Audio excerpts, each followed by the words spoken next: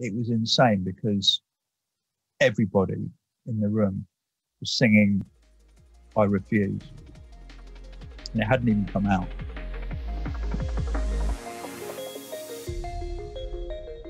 Talking about signing up artists and all of that. So I mentioned Netsky, and I do want to touch on that because I've mentioned him on many of these episodes in the past. I'm from Belgium, and when that first album dropped in 2010, huge in Belgium, huge for me, discovering what drum and bass actually was. Didn't really know what it was as a genre before.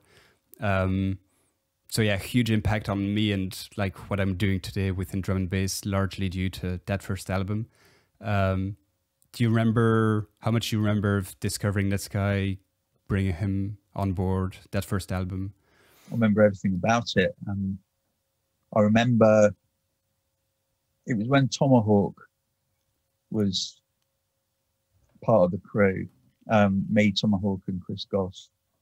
We were the A&R and running the label. And I remember it, October 2009. We'd gone through demos for the year, and the process was to kind of like flag up interesting talent, keep an eye on them, have a little chat with them, maybe suggest a few improvements, see how they respond to that.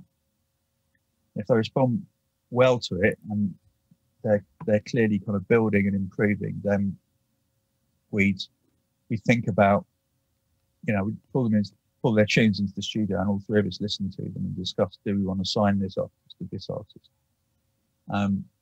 And there was Subwave and Netsky,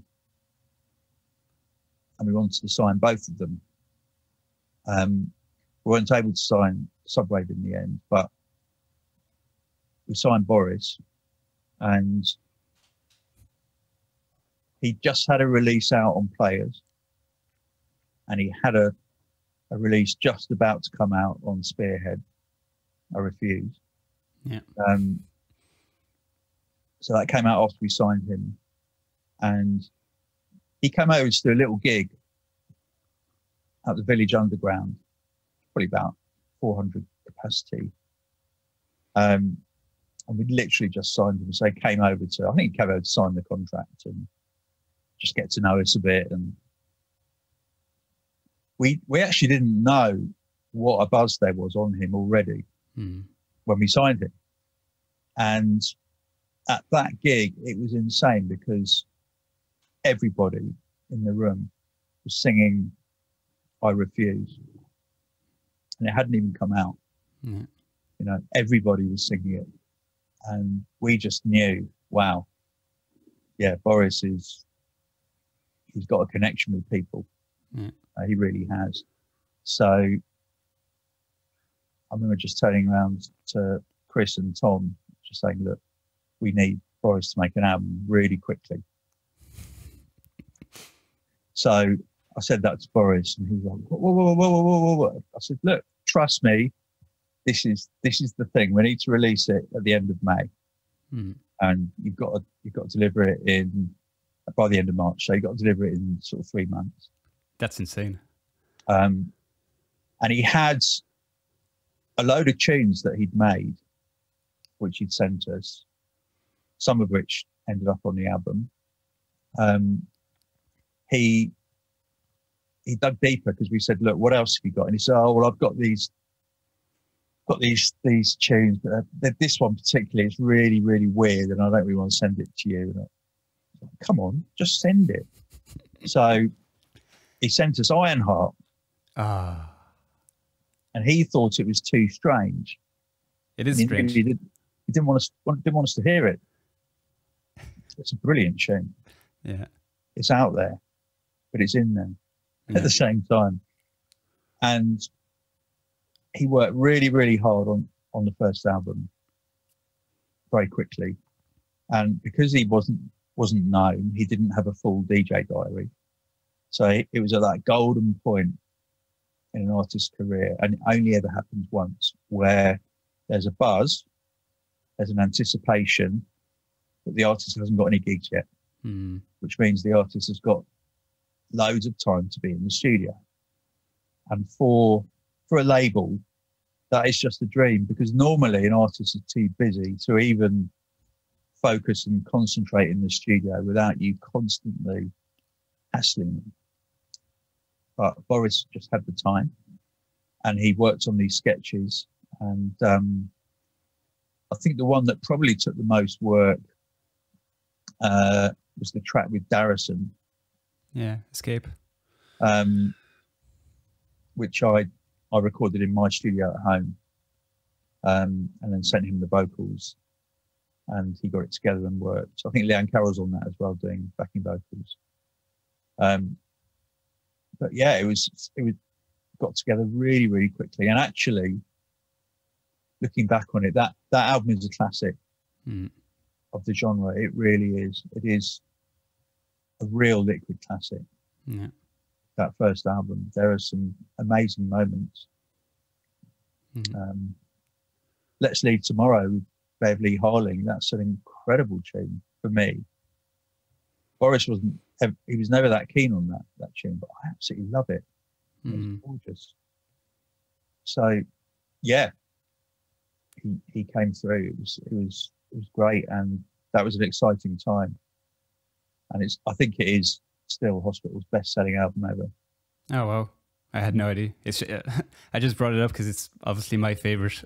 But yeah, no, that's amazing. How did the collaboration evolve after that? Because he released his second album with you, but then I think he left Hospital for Sony, I think. Yeah. But then he came back last year. So tell me a bit about that journey. Well, all artists have their own journey, you know, and it doesn't necessarily fit with the label they start on.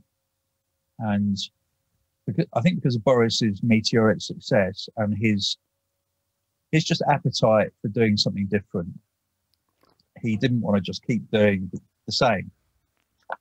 And you can hear it in his second album that there's more of a leaning towards kind of EDM, which was just kicking off then. Yeah. And he became, as a DJ, he just went stratospheric very, very quickly. And suddenly he was like in the private jet arena. He was kind of like sharing private jets with Steve Aoki and, you know, all of these guys who, I think all of whom were just saying, what the fuck are you doing on a tiny little label in London, man? You know, yeah. He got management. He started to build a kind of a pot of tunes for his third album. And they were so far away from what I wanted to release. Because they were very kind of pop EDM, you know, well made, but not suitable for us, and basically not drum and bass. So at the same time, he got a manager and he was talking to major labels, and they just announced that he's going to sign to Sony. So we sort of negotiated how that was going to work, and for a little while he rejected drum and bass. Yeah. And I think he got so much kind of sadness from his fans about that. So when he contacted us and said, look, I want to do another drum and bass album on Hospital again, it was great, you know. So our door's always open if the music's good. We weren't sure if it was going to be good, but he sent through loads of really good sketches.